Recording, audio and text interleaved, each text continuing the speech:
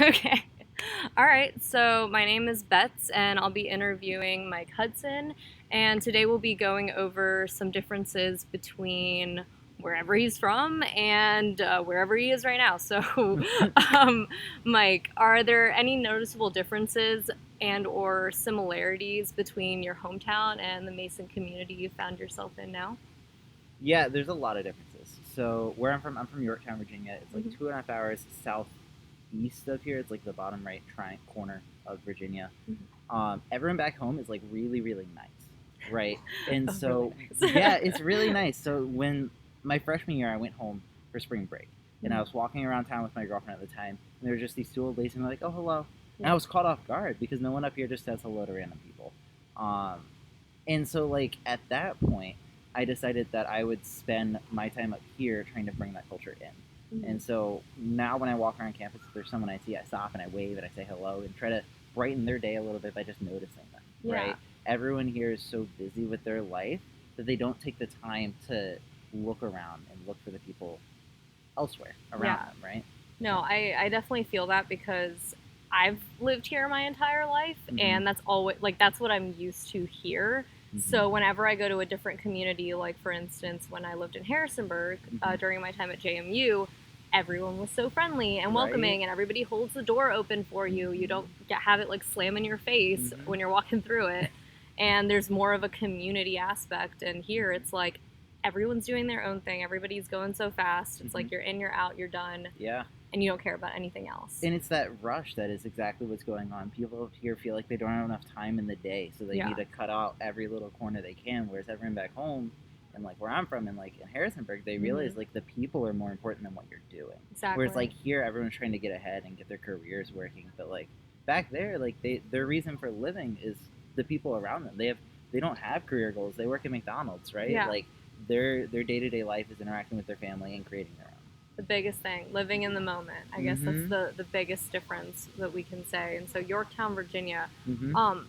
and you kind of mentioned this, but specifically, are there any ways that living in this area has affected you? I mean, would you say you said that you tried to bring that Mm-hmm. atmosphere into this area, but has this area's atmosphere affected your own Yeah, sense of being? yeah, 100%. So like I like specifically being on campus and there being so many people, I've used that opportunity to get to know so many people.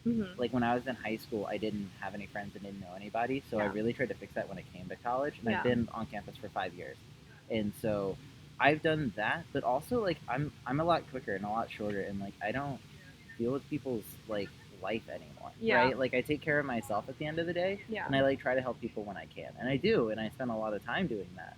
But if it's like me or someone else, I'm gonna take care of myself now. Picking your battles wisely. Like you Exactly. can't, you only, as even we said before, you only have so many hours in the day. And it's not that you're Mm-hmm. in a rush, but being more effective in how you spend your time. Exactly. And I I'm much feel. more efficient in everything I do. Like Yeah, I think everything through, and I think everything like logically, and figure out what is the best way to do everything.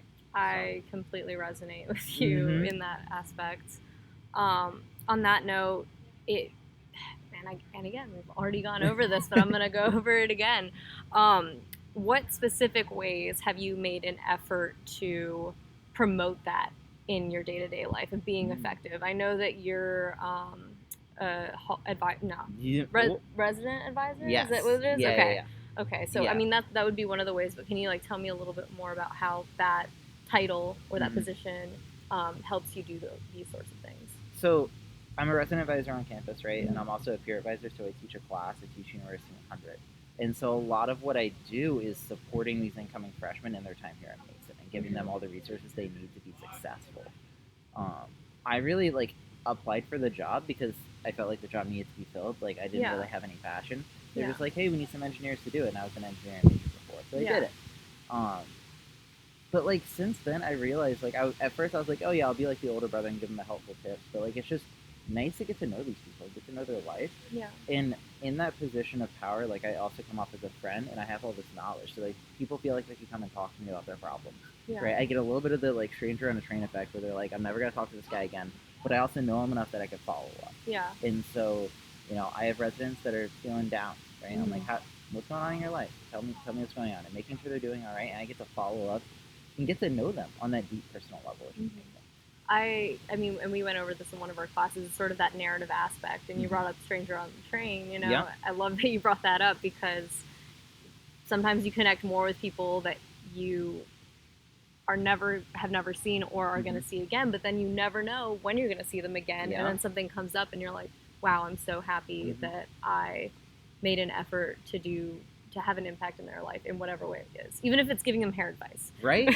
And like, but the thing is, like, you don't know who you're gonna see at Mason again. Yeah. There's like so many people that like I try to share my stories with everyone that I can, and I hope people share it with me. Yeah. Because I'm gonna learn so much from what they have to say, even if like their opinions on my girl drama are irrelevant. Like, it's just nice to hear, and it's nice to get that off of my chest and talk about it. Yeah. And I like to entertain, and they're always entertaining stories. So. Well, you're definitely entertaining, so I feel you there. Mm-hmm. Couple other things.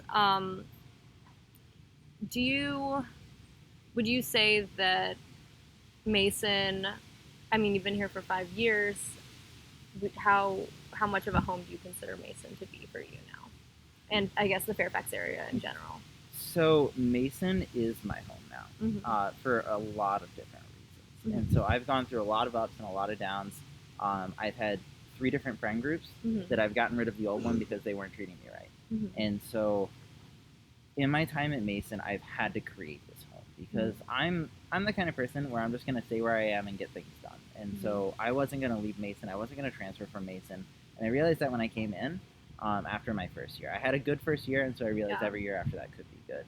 On top of that, there's a lot of things going on at home right now, and like my dad died recently, and like losing all of that, and so just like Mason now is my home. Yeah. I've made a lot of connections with the professional staff because I work closely with them. Yeah. I've put in a lot of effort to make friends around campus to build that support system. Yeah. And so realistically, I feel weird going home at this point. Yeah. Like the Fairfax area, there's a couple of places around here that I know, right? I play a trading card game, and so I'm at Which game do you play? Magic the Gathering. Okay, I think you mentioned that before. Yeah, I play a lot of Magic the Gathering, and so we have a Magic club here, and I hang out with those people, but they're kind of weird. So I have like you always need that group of weird friends let's go with to that. let your inner weird out. Like, but like I have this closer knit of friends, and we go out to shops and out to places, and it's I don't know, the thing that I like about Fairfax, at least I feel, is like Fairfax is my home, but it's not a trap. Yeah. Where it's like in Yorktown, like Yorktown is so nice. Like everyone's nice. There's like good schools, good food, like everything's so nice about it that you never want to leave. Yeah. Whereas like in Fairfax, like no one really cares about you, so there's more of a reason to go somewhere and do something, right? I spent my spring break in Detroit a couple years ago because I just wanted to go play cards with friends. Yeah, explore the world. I mean, you can, so why not? Exactly. So I don't feel trapped here, but I feel welcomed here. But I had to work through that. I feel like Fairfax is not a welcoming place, but the people are at Mason. But you have to find them. That's definitely true. Like, you sort of have to scope out, like, and I guess in my terms, like, feel out the vibes if somebody's open or if they're closed. How would you say you determine whether or not a person is open or closed to maybe a friendship or just in general, like, getting to know you or even talking to you? So usually when I meet someone new, what I tend to do is crack jokes right away about the situation that's going on. And if they don't notice it or they don't laugh back, I don't think we'll connect, right? We don't have a similar sense of humor. They don't need to find all my jokes funny because I'm really not that funny. But finding that opportunity to like, so I'm opening the door, right? I'm like, hey, do you want to be a part of my life? And a lot of the times they're like, yeah, sure thing. He's a funny guy. He's loud. Usually I either like make that happen on the first day of class or a couple weeks in. And then I open that door up. And I always have to find new friends in class because I realized a couple of years ago that the only way I'm actually going to come to class is if I find a cute girl to sit next to every class.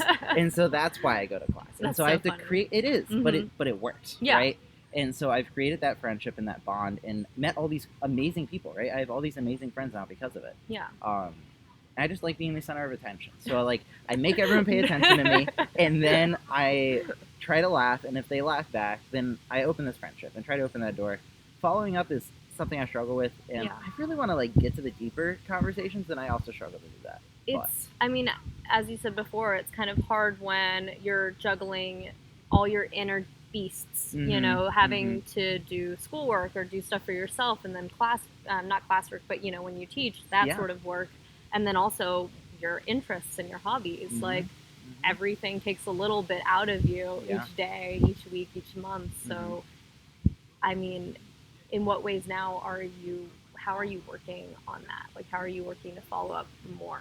I mean, I saw you scheduling earlier, like using your like calendar. That's something that I do. Is that working for you right now, or are there other things that have worked better? That does work for me. Like, that's the way I schedule it. The problem I have is like asking people to hang out. Because I know so many people that it's like, all right, who do I want to hang out with? Who do I want to get lunch with? You got to strategically plan. Right? Usually what ends up happening, though, is I'm like, man, I really want to get food. And I, like, text 4 people, and they're all busy. And then we plan to get lunch another time. Yeah.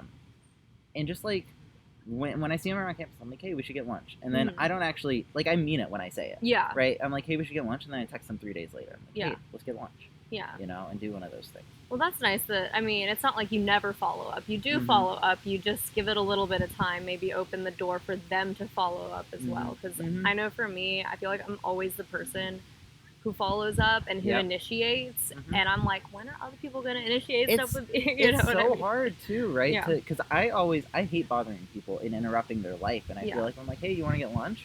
Then I'm like messing up their vibe. And they already had plans, and now I'm ruining them. Yeah. But, like, obviously I'm a part of their life. They don't mind getting lunch with me and, like, making that happen and convincing myself that it's okay. Yeah. Because there's no harm in trying. Exactly. If you didn't try, you wouldn't know. Exactly. I agree. I feel like I've gotten to know your personality a lot better with this conversation. I retracted from my original questions, but I'm happy that I did, because I got to know things that I wanted to know versus things that I think are not as relevant in getting to know you, the surface stuff. So we got a little bit deeper, which I'm happy about. So thank you for sharing with me, and I'm sorry about... Thank you for having this conversation with me. Yeah. I mean, we got it on video. Right? Pause it now. Here, and then I'll just end.